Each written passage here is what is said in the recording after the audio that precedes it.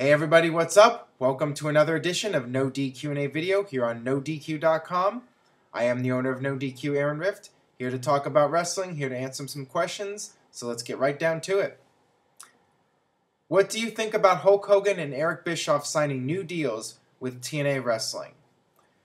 Not really surprised.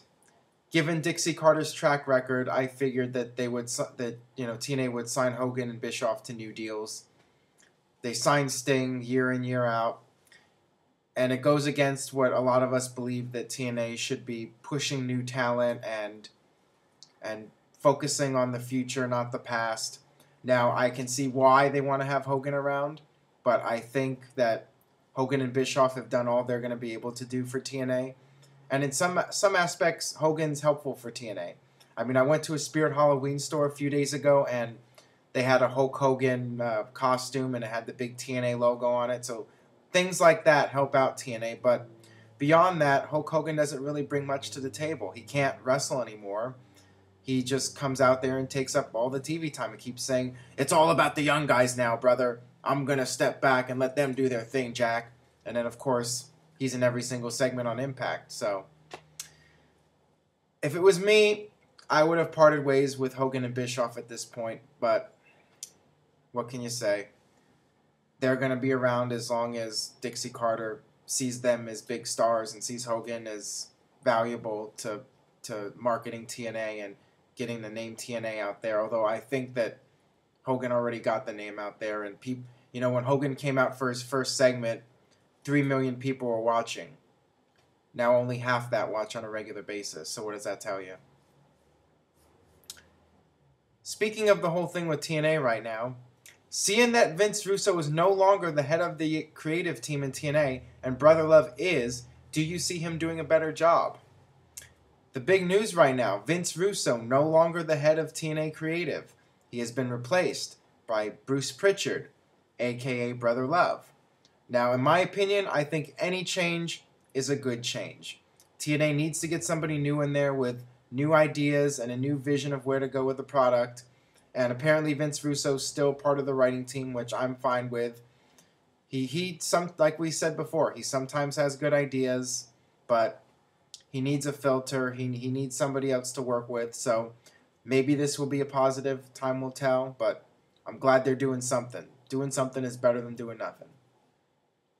Do you think Yoshitatsu needs a new theme to go with his new look?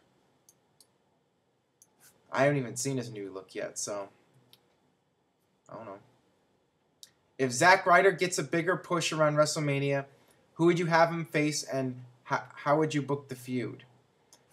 I would put him in some kind of mid-card title match, like an IC title or US title. Maybe put him in there with Dolph Ziggler or somebody that he's been working with a lot as of late, and that would be fine with me. Hey Aaron, do you think WWE would turn Jack Swagger or Wade Barrett into a power force like Brock Lesnar was? I feel that WWE is missing the big powerhouse. I know there's a Mark Henry, however, he is close to retirement and WWE needs a new fresh face.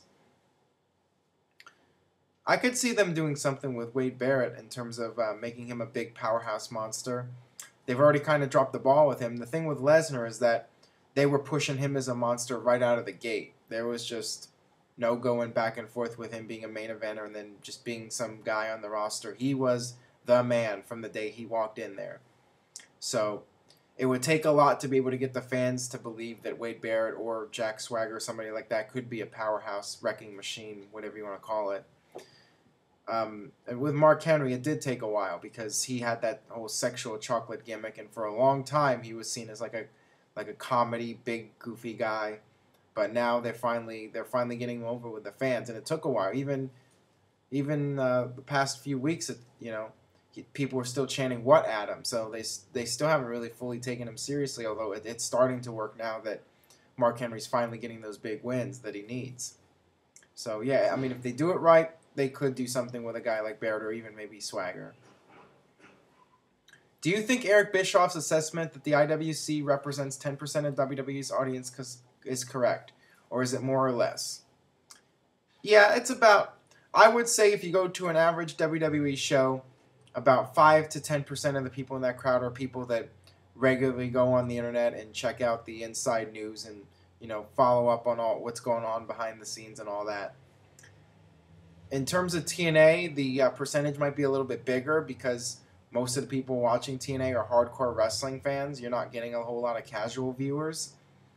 And so that's the whole irony there with Bischoff always knocking the IWC fans. The fact is, when you have 8,000 people buying a pay-per-view out of, 1.5 million viewers, that's mostly going to be your hardcore fans that are buying that pay-per-view. So yeah, it's just funny that Bischoff always knocks on those fans when those are the fans that are investing their money into the product. So there you go. Do the superstars divas have to get everything okayed by Vince and WWE Creative to have a beard or different look and stuff like that? Yeah, I think the divas need to get an okay from Vince to grow out a beard. Do you think WWE cares about the most fans? Do you think WWE cares that most fans are booing John Cena? I do not think they care as long as the money's coming in. If John Cena's merchandise is selling, then they're fine with people booing him. And the fact is, if people are making noise, that's also what counts. It doesn't matter if they cheer him. It doesn't matter if they boo him. If people buy a ticket and they're loud and they're enjoying themselves and they're making noise, then that's what counts right there. With Vengeance coming back to life, do you think any other old pay-per-views will ever get a chance to come back, i.e. Backlash, Judgment Day, etc.? Well, they got rid of Armageddon because it wasn't PG. And Judgment Day, I guess, is, too devilish or whatever. So maybe Backlash they could bring back at some point. I'd rather see that than Extreme Rules, just because I'm not a fan of the whole themed pay-per-views in the first place. I'd like to see King of the Ring come back, as I think I've mentioned before. And I can't even remember some of the other ones, so there you go. Hey Aaron, is WWE pumping fan heat into SmackDown? The cheers and boos always sound the same on the show, and the fans don't seem to be into the matches. Yeah, over the years, WWE has always pumped in chants on the taped shows. Sometimes more, sometimes a little bit. But, yeah, they do it. TNA's been doing it a lot lately. And, yeah, it hasn't really been that noticeable. I think, 5 or 6 years ago, it was more noticeable on SmackDown. It just depends on the crowd and the city they're in. If the people are reacting, then they don't really need to do the pipe in the cheers or boos. Or if people are reacting the wrong way, they might manipulate the cheers and boos. Hey Aaron, great show. If you were to choose, who would you make the Royal Rumble winner be? If it were me, I would choose either Sheamus, Jericho, or Miz. Well, I think it's really early to try to make a prediction on the Royal Rumble, but just going by last year, Del Rio was the guy that they were getting behind, and right now, my gut tells me they're really getting behind Sheamus right now as the top babyface, and I could see him winning it and then going on to face Mark Henry at WrestleMania. If WWE does that long-term planning, which I think they should do, by the way. I'd like to see Mark Henry feud with Big Show and then feud with maybe Kane and then maybe face Sheamus at WrestleMania. Make the world title match mean something. Build up Mark Henry as champion. That's what I'd like to see, but a million things could happen between now and then. WWE could go through 100 different booking ideas, so it's really difficult to try to make a prediction at this point in time. Alright, on that note, we're going to wrap things up here on NoDQ&A video. You could submit a comment at youtube.com/NoDQCAW. Who do you think is going to win the Royal Rumble at this point? I know it's early, but throw out some names. Who do you think? Sheamus, Jericho, Miz? Let me know. And stay tuned for more NoDQ&A video here on NoDQ.com.